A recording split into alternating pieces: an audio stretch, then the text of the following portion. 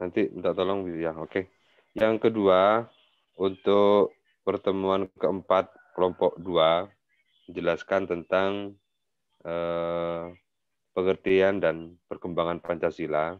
Nanti mohon bisa disampaikan dengan kondisi dan situasi kondisi hari ini, misalnya berkaitan dengan bagaimana pengamalan nilai-nilai Pancasila itu dilakukan, diimplementasikan, kemudian dilakukan berbagai langkah-langkah konkret kebijakan oleh pemerintah untuk menguatkan dan memperkokoh nilai-nilai Pancasila, juga nanti bisa diberikan contoh-contoh nyatanya atau bisa disampaikan kerangka-kerangka berpikir berkaitan dengan bagaimana perkembangan Pancasila hari ini dan kira-kira ke depan harus seperti apa. Sehingga nanti untuk kelompok 2 ini bisa menjelaskan secara komprehensif tentang Pancasila dari segi pengertian, definisi, kemudian secara substansi, dan lain sebagainya. Itu silakan bisa dimulai untuk kelompok 2.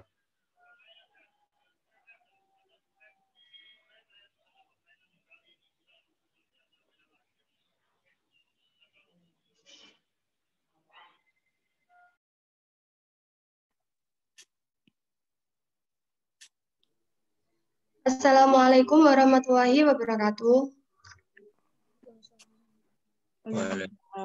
Waalaikumsalam. Selamat pagi dan salam sejahtera untuk kita semua. Yang saya hormati Bapak Hayat selaku dosen pembimbing mata kuliah Pancasila dan teman-temanku yang saya banggakan. Semoga kita semua dalam keadaan sehat walafiat, tak kurang suatu apapun. Dan tak lupa saya haturkan terima kasih kepada Bapak Hayat selaku dosen pembimbing yang telah memberikan kesempatan kepada kelompok 2 untuk memaparkan materinya yang bertema pengertian Pancasila dan perkembangannya. Sebelum kelompok 2 mempresentasikan materinya, saya persilahkan untuk perkenalan terlebih dahulu. Silakan untuk kelompok 2 memperkenalkan diri. Saya Safina Hoirunisa dari kelompok 2.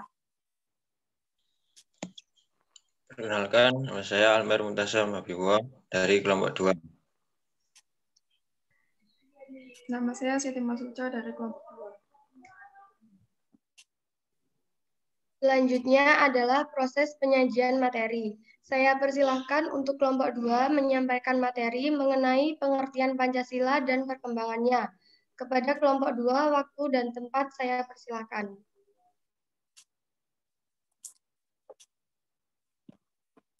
Pengertian Pancasila. Pancasila adalah landasan dari segala keputusan bangsa dan menjadi ideologi tetap bangsa, serta mencerminkan kepribadian bangsa. Pancasila merupakan ideologi bagi negara Indonesia dan digunakan sebagai dasar mengatur pemerintahan negara.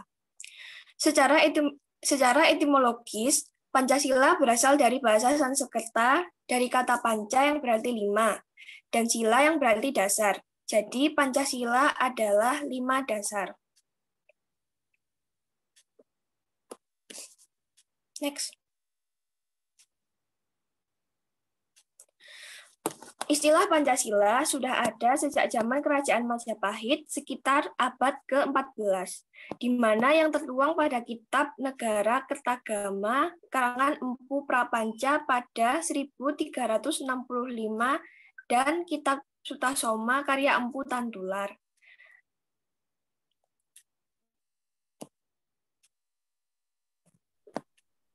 Di mana artinya raja menjalankan dengan hikmat kelima tantangan Pancasila itu. Demikian juga dalam berbagai upacara ibadah dan dalam berbagai penobatan. Sementara dalam Kitab Sutasoma karya Empu Tantular, secara bahasa Sanskerta, istilah Pancasila mengandung 2 arti. Pancasila dengan huruf I yang dibaca pendek berarti berbatu sendi yang 5. Sedangkan Pancasila dengan huruf I yang dibaca panjang berarti 5 tingkah laku yang utama atau pelaksanaan kesusilaan yang 5, yakni tidak boleh melakukan kekerasan, tidak boleh mencuri, tidak boleh berjiwa dengki, tidak boleh berlaku berbohong, tidak boleh meminum minuman keras yang memabukkan. Makna yang terkandung pada perisai Garuda Pancasila pada kitab Sutasoma terdapat juga ungkapan Bhinneka Tunggal Ika, Tan Hana Dharma Mangwa. Istilah Pancasila berasal dari bahasa Sanskerta yang terdiri dari dua kata, yaitu panca dan sila. Panca artinya 5 dan sila artinya dasar atau asas atau prinsip. Sehingga Pancasila memiliki 5 arti dasar, 5 asas atau 5 prinsip. Kelima dasar, asas, prinsip tersebut telah menjadi rumusan dan pedoman kehidupan berbangsa dan bernegara bagi seluruh rakyat Indonesia. Next.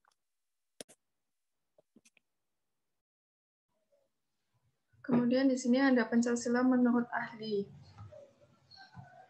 Yang pertama yaitu menurut Insinyur Soekarno.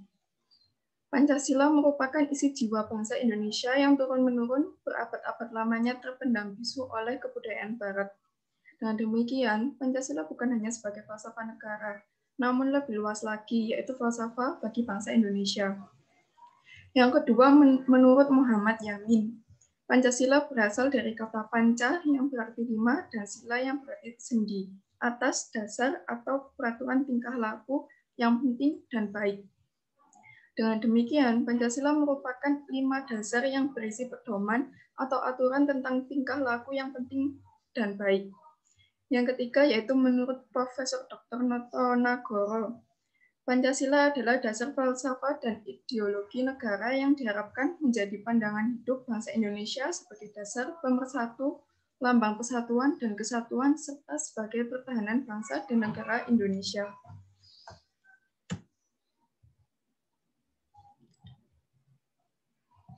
Kemudian proses perumusan Pancasila. Proses perumusan Pancasila sebagai dasar negara diawali pada masa penjajahan Jepang. Pada tahun 1944, Jepang mulai mendekati kekalahan terhadap sekutu. Untuk itu, Jepang berusaha meminta bantuan pada bangsa Indonesia dengan janji akan diberikan kemerdekaan. Janji tersebut direalisasikan dengan membentuk BPUPKI dengan anggota 60 orang yang mencerminkan perwakilan dari berbagai daerah dan suku di Indonesia. BPUPKI diketuai oleh Dr. Rajiman Widyodiningrat dan wakilnya R.P. Suroso dan Icip Bangsal. Kemudian BPUPKI melakukan sidangnya yang pertama pada tanggal 29 Mei. Pada sidang tanggal 29 Mei, Muhammad Yamin menyampaikan gagasan dasar negara sebagai berikut. Yang pertama, peri kebangsaan, yang kedua, peri kemanusiaan, ketiga, peri ketuhanan, keempat, peri kerakyatan, kelima, kesejahteraan rakyat. Kemudian Muhammad Yamin menyampaikan rumusan dasar negara secara tertulis sebagai berikut. Yang pertama, ketuhanan yang Maha Esa, yang kedua, kebangsaan persatuan Indonesia, ketiga, rasa kemanusiaan yang adil dan beradab, keempat, kerakyatan yang dipimpin oleh hikmat kebijaksanaan dalam permusyawaratan perwakilan. Yang kelima, keadilan sosial bagi seluruh rakyat Indonesia.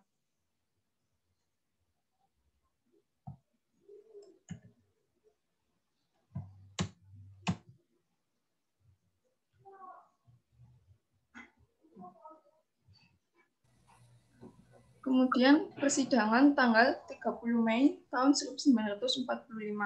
Pembicaranya adalah dari tokoh-tokoh Islam, yaitu Bagus Hadi Kusumo dan Kiai Haji Wahid Hasyim, yang mengusulkan pentingnya memasukkan nilai-nilai Islam menjadi dasar negara, namun tanpa menyampaikan suatu perumusan. Kemudian persidangan tanggal 31 Mei 1945. Mr. Supomo mendapatkan giliran mengemukakan pemikirannya di hadapan sidang BPUPKI pada tanggal 31 Mei 1945. Pemikirannya itu berupa penjelasan tentang masalah-masalah yang berhubungan dengan dasar negara Indonesia merdeka. Yang pertama, persatuan, kekeluargaan, keseimbangan lahir dan batin, musyawarah, dan keadilan sosial.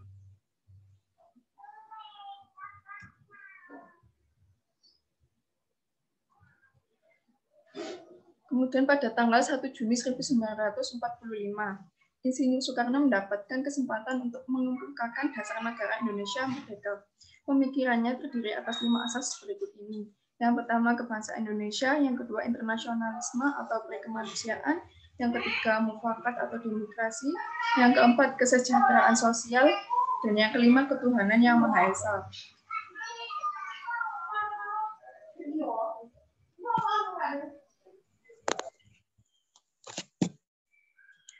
Masa persidangan pertama BPUPKI berakhir, tetapi rumusan dasar negara untuk Indonesia merdeka belum terbentuk. Padahal BPUPKI akan reses atau istirahat 1 bulan penuh. Untuk itu, BPUPKI membentuk panitia perumus dasar negara yang beranggotakan 9 orang, sehingga disebut panitia 9. Tugas panitia 9 adalah menampung berbagai aspirasi tentang pembentukan dasar negara Indonesia merdeka. Anggota panitia 9 terdiri atas Insinyur Soekarno sebagai ketua, Abdul Qahar Muzakir, Dr. Andes Muhammad Hatta, Kiai Haji Abdul Wahid Hasyim, Mr. Muhammad Yamin, Haji Agus Salim, Ahmad Subarjo, Abi Kusno Cokro Suryo, dan A.A. Maramis. Panitia 9 bekerja cerdas sehingga pada tanggal 22 Juni 1945 berhasil merumuskan dasar negara untuk Indonesia merdeka.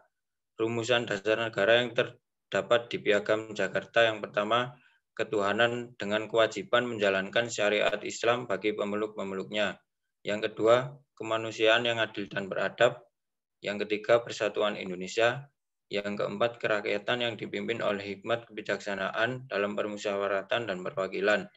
Yang kelima, keadilan sosial bagi seluruh rakyat Indonesia.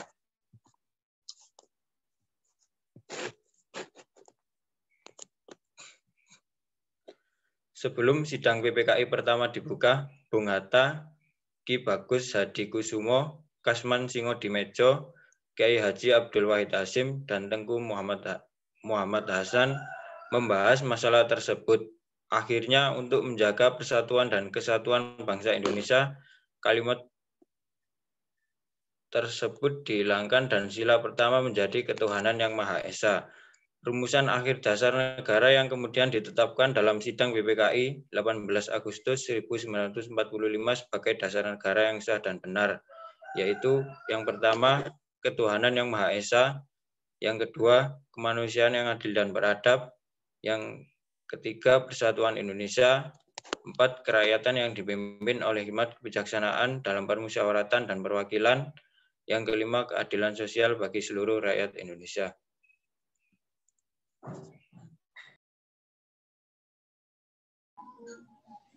Kemudian di sini ada contoh pengimplementasian nilai dari nilai-nilai Pancasila. Yang pertama yaitu sila pertama ketuhanan yang Maha Esa. Contoh pengimplementasiannya yaitu percaya dan takwa kepada Tuhan yang Maha Esa sesuai dengan agama dan kepercayaan masing-masing menurut dasar kemanusiaan yang adil dan beradab, hormat menghormati dan bekerja sama antara pemeluk agama dan penganut kepercayaan yang berbeda-beda sehingga terbina kerukunan hidup. Yang ketiga, saling menghormati kebebasan menjalankan ibadah sesuai dengan agama dan kepercayaannya. Kemudian tidak memaksakan suatu agama dan kepercayaan kepada orang lain. Kemudian ada penerapan sila kedua, kemanusiaan yang adil dan beradab. Yang pertama, mengakui persamaan derajat, persamaan hak, dan persamaan kewajiban antara sesama manusia. Yang kedua, saling mencintai sesama manusia. Yang ketiga, mengembangkan sikap tenggang rasa. Yang keempat, tidak semena-mena terhadap orang lain. Kelima, menjunjung tinggi nilai kemanusiaan. Keenam, gemar melakukan kegiatan kemanusiaan. Dan yang ketujuh, berani membela kebenaran dan keadilan. Kemudian penerapan sila ketiga, yaitu persatuan Indonesia. Yang pertama, menempatkan persatuan, kesatuan, kepentingan, dan keselamatan bangsa dan negara di atas kepentingan pribadi atau golongan. Yang kedua, rela berkorban untuk kepentingan bangsa dan negara. Yang ketiga, cinta tanah air dan bangsa. Yang keempat, bangga sebagai bangsa Indonesia dan tanah air Indonesia. Yang kelima, memajukan pergaulan demi persatuan dan kesatuan bangsa yang berbineka tunggal ika. Kemudian ada penerapan sila keempat, kerakyatan yang dipimpin oleh hikmat kebijaksanaan dalam permusyawaratan atau perwakilan. Yang pertama, mengutamakan kepentingan negara dan masyarakat. Yang kedua, tidak memaksakan kehendak orang lain. Yang ketiga, mengutamakan musyawarah dalam mengambil keputusan untuk kepentingan bersama. Yang keempat, musyawarah untuk mencapai mufakat diikuti oleh semangat kekeluargaan. Yang kelima, dengan tekad baik dan bertanggung jawab menerima dan melaksanakan hasil keputusan musyawarah. Yang keenam, musyawarah dilakukan dengan akal sehat dan sesuai dengan hati nurani yang luhur. Kemudian ada penerapan sila kelima, yaitu keadilan sosial bagi seluruh rakyat Indonesia. Yang pertama, mengembangkan perbuatan-perbuatan yang luhur, mencerminkan sikap dan suasana kekeluargaan dan kegotong royongan. Yang kedua, bersikap adil. Yang ketiga, menjaga keseimbangan antara hak dan kewajiban. Yang keempat, menghormati hak-hak orang lain. Yang kelima, suka memberi pertolongan kepada orang lain. Yang keenam, menjauhi sikap pemerasan terhadap orang lain. Dan yang ketujuh, suka bekerja keras. Dan masih banyak contoh pengimplementasian yang lainnya. Terima kasih. Saya kembalikan kepada moderator.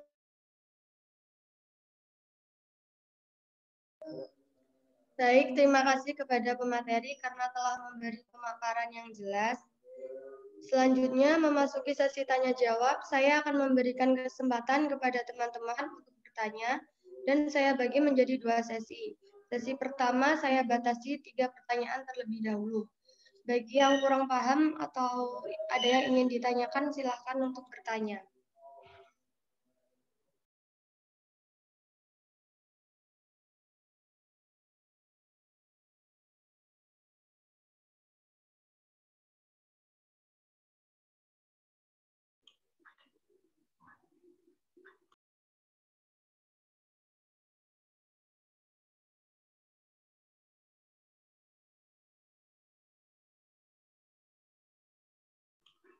Saya mau bertanya.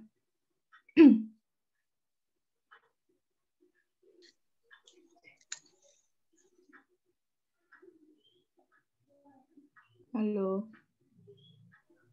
Ya, silakan Mbak Firda. Peran tokoh-tokoh Islam dalam perumusan dasar negara Pancasila itu apa saja? Terima kasih.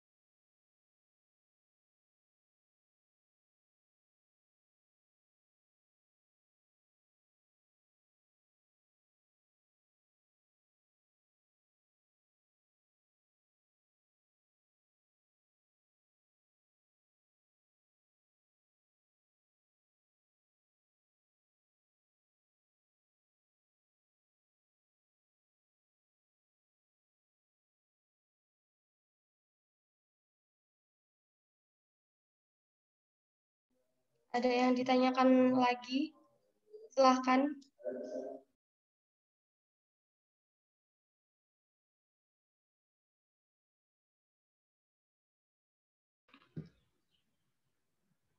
Izin moderator, saya ingin bertanya. Ya, silakan Mas Lutfi.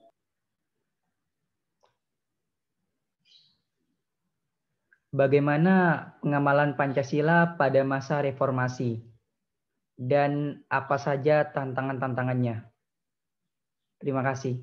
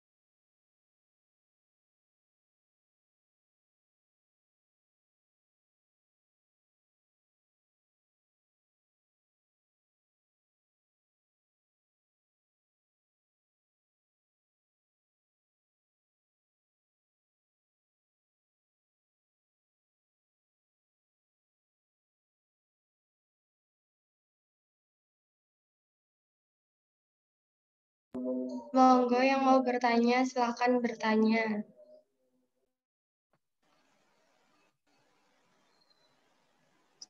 Permisi moderator. Saya mau. Ya, silakan.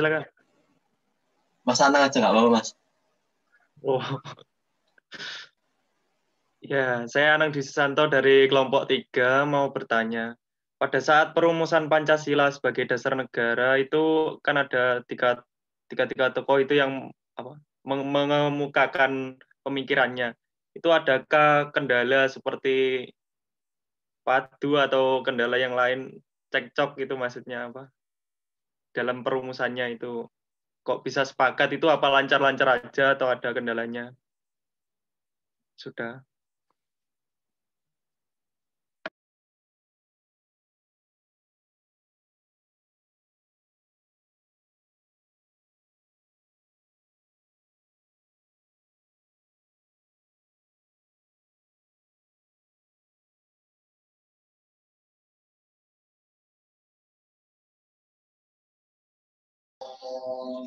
Baik, sudah terkumpul 3 pertanyaan.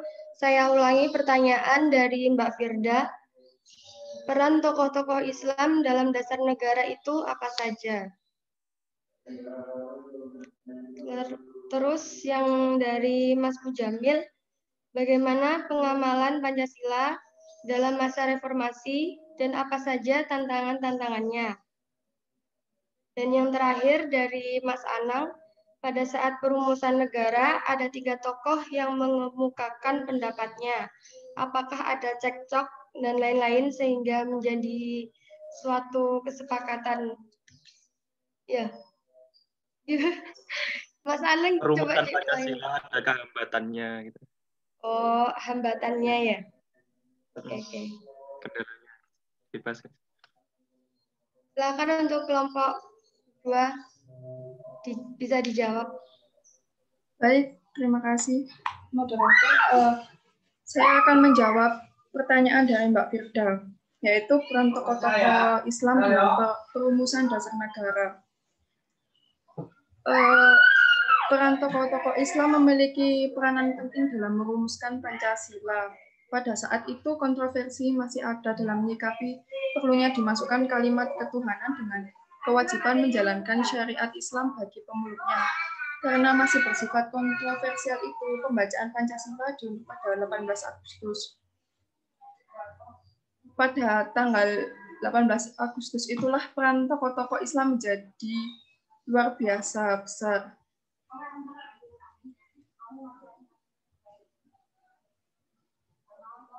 Kemudian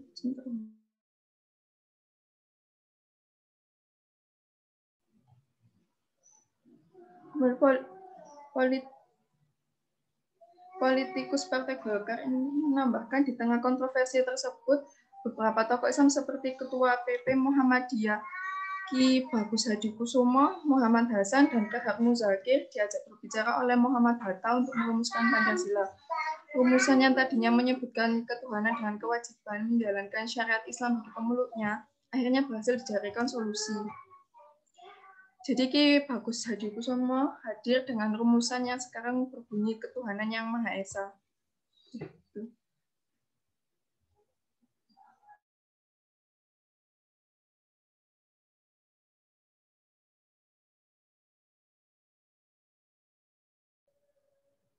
Gimana untuk Mbak Firda? Apakah sudah merasa cukup dengan jawabannya Mbak Mas Luca? Ya, sudah. Terima kasih.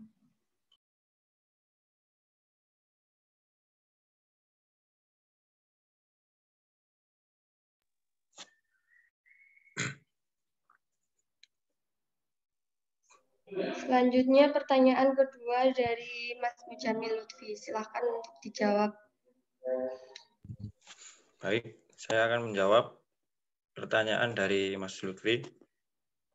Tantangan dan penerapan Pancasila pada masa reformasi. Pancasila sebagai dasar negara dan pandangan hidup pada masa reformasi tentunya banyak hambatan dan tantangan.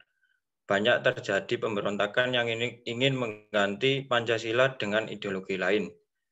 Berikut tantangan penerapan Pancasila pada masa reformasi, yaitu 1. Pengaruh globalisasi. Yang mempengaruhi dan mengancam nilai-nilai Pancasila, globalisasi mengakibatkan kebebasan tanpa batas, di mana munculnya paham-paham baru, meniru kebudayaan luar yang bertolak belakang dengan nilai luhur. Yang kedua, munculnya ideologi baru seperti ideologi liberalis, kapitalis, dan hedonisme yang dibawa oleh pengaruh luar yang sangat bertolak belakang dengan ideologi kita Pancasila. Yang ketiga, korupsi merupakan tantangan penerapan Pancasila pada masa Orde Lama seperti pada masa reformasi ini belum juga menemui titik terang untuk menyelesaikannya. Yang keempat, selanjutnya adalah menurunnya rasa persatuan dan kesatuan. Yang kelima, kondisi masyarakat yang diwarnai oleh kehidupan yang serba bebas, kebebasan berbicara, berorganisasi, berekspresi, berkomunikasi, dan lain sebagainya.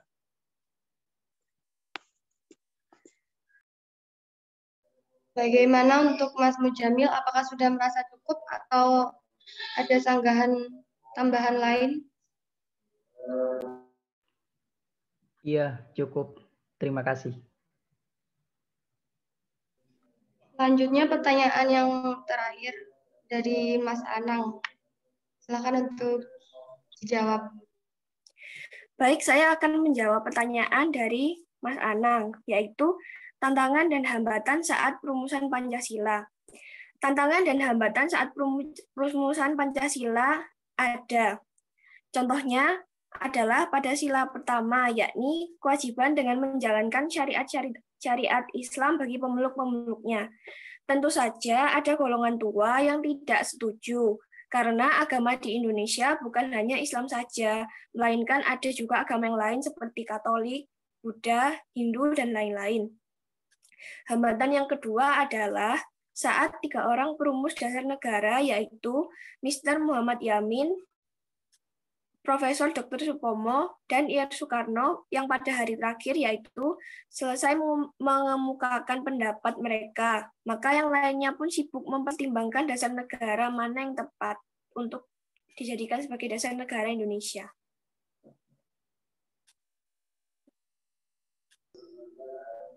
Bagaimana Mas Anang, apakah sudah merasa cukup atau ada tambahan lain? Oh, cukup. Selanjutnya, untuk sesi kedua, saya beri kesempatan bagi yang ingin bertanya lagi atau ingin memberi sanggahan kepada kelompok 2. Boleh 2 orang atau 3 orang.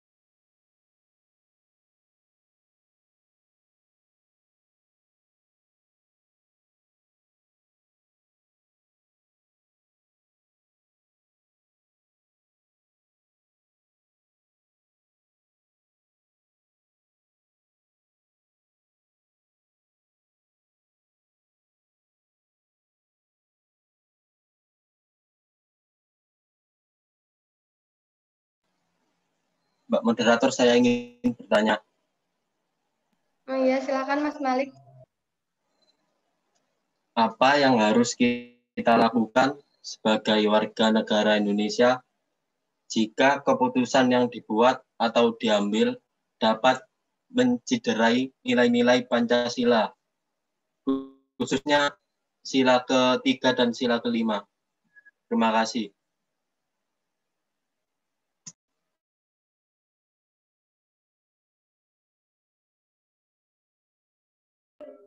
Baik, apakah ada yang ditanyakan lagi?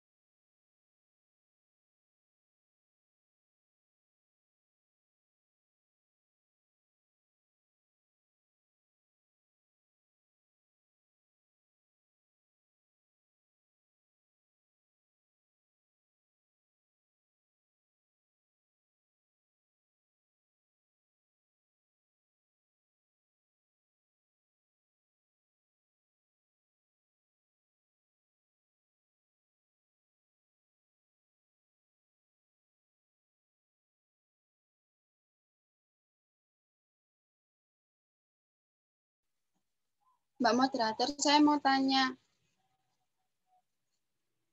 Ya, silakan. Bagaimana cara agar nilai-nilai Pancasila terus berkembang pada era sekarang dan selanjutnya?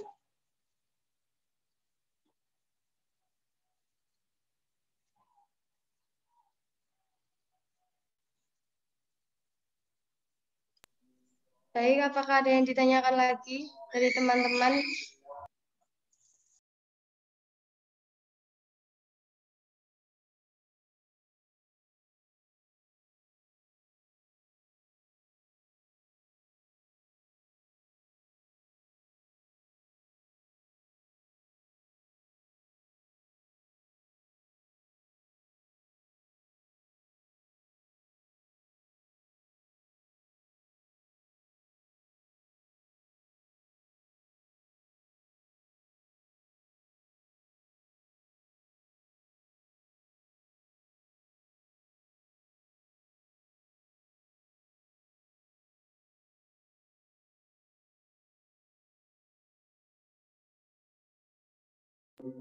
Sambil menunggu pertanyaan berikutnya, bagi kelompok 2 bisa dijawab terlebih dahulu, tidak apa-apa.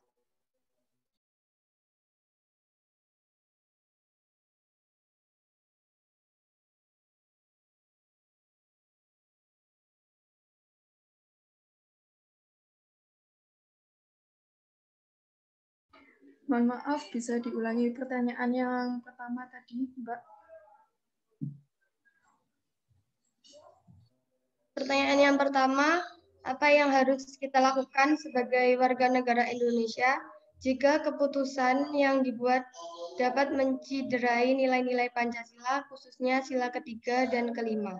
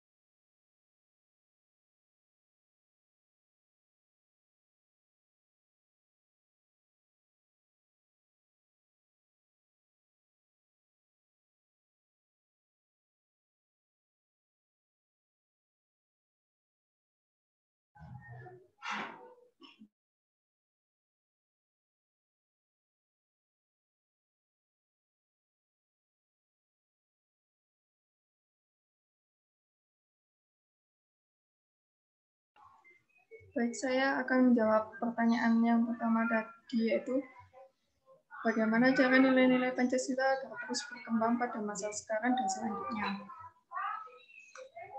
Untuk mewujudkan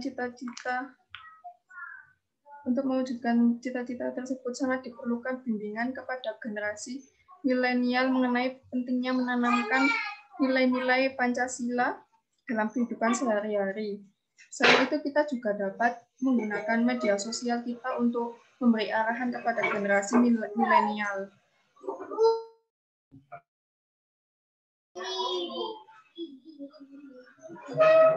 Kemudian ada pun cara menerapkan nilai Pancasila, yaitu seperti melalui lembaga pendidikan, baik itu secara formal maupun non-formal.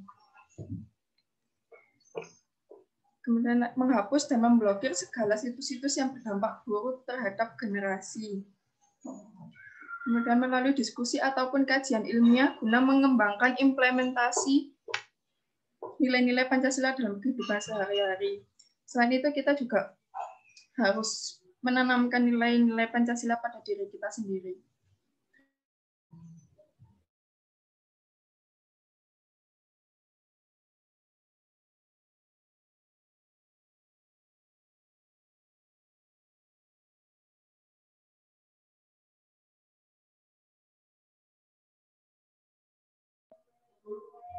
Baik, terima kasih Mbak Mas Uca untuk jawabannya. Selanjutnya jawaban yang kedua.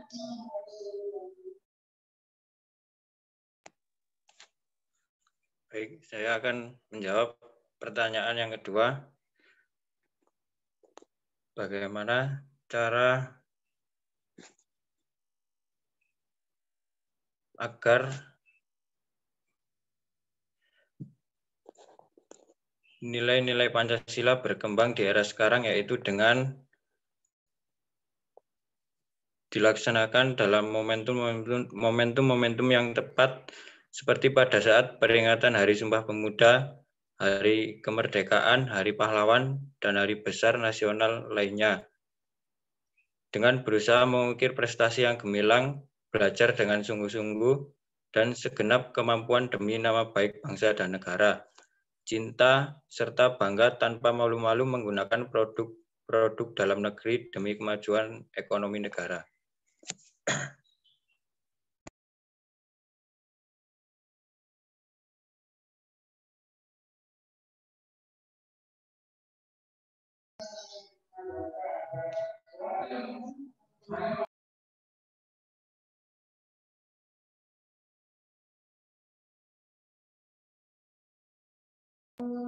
Baik, untuk tadi pertanyaannya Mas Malik, gimana? Apa sudah cukup atau gimana?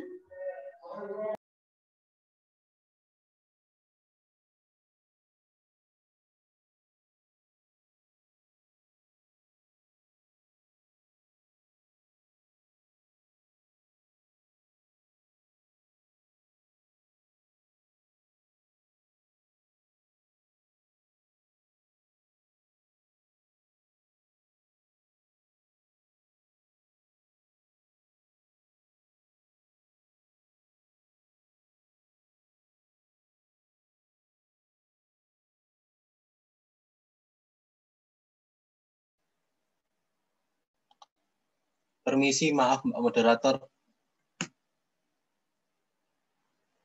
Pertanyaan saya tadi apa sudah dijawab? Oh iya.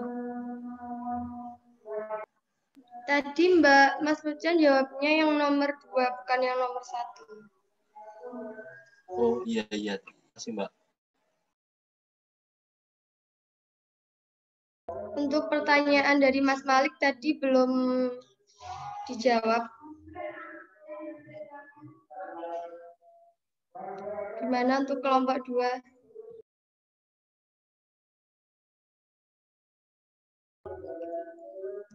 Soalnya saya ulangi lagi, apa yang harus kita lakukan sebagai warga negara Indonesia jika keputusan yang dibuat dapat menciderai nilai-nilai Pancasila, khususnya sila ketiga dan kelima.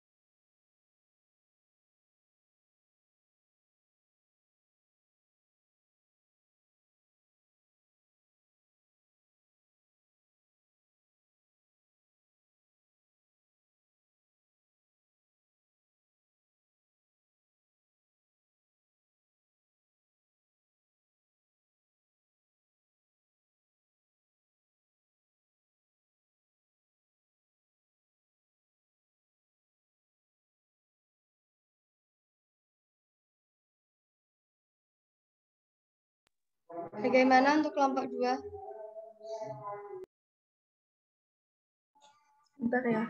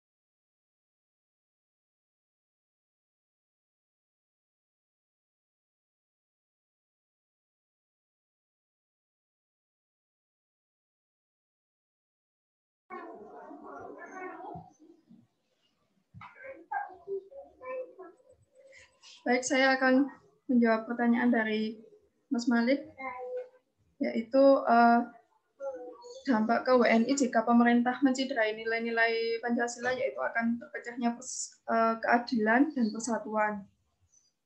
Maka dari itu kita harus tetap mempertahankan persatuan di negara kita ini. Terima kasih. Gimana untuk Mas Malik? Apakah sudah cukup dengan jawabannya Mbak Mas Luca?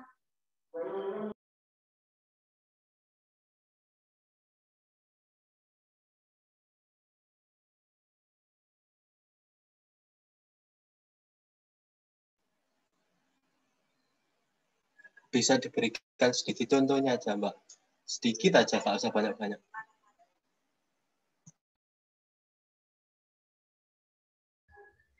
Contoh untuk mempertahankan itu persatuan, ya Mas.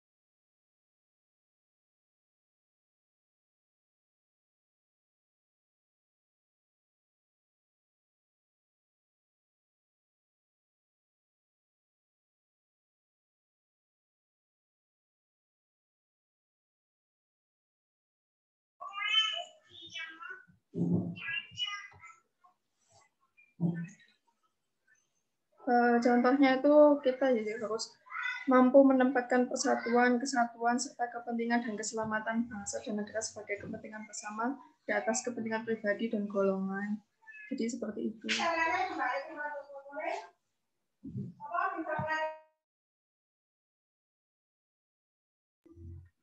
Gimana Mas Malik, apakah sudah cukup? Sudah cukup, Mbak. Terima kasih untuk saudara Mas Rufa atas jawabannya.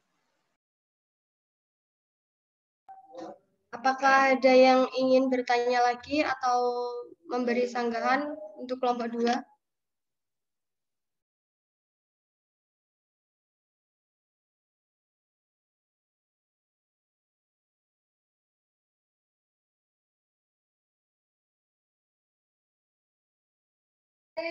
Dari saya sudah cukup. Bagaimana dengan Almer dan Vina, ada tambahan? Sudah cukup. Sudah cukup.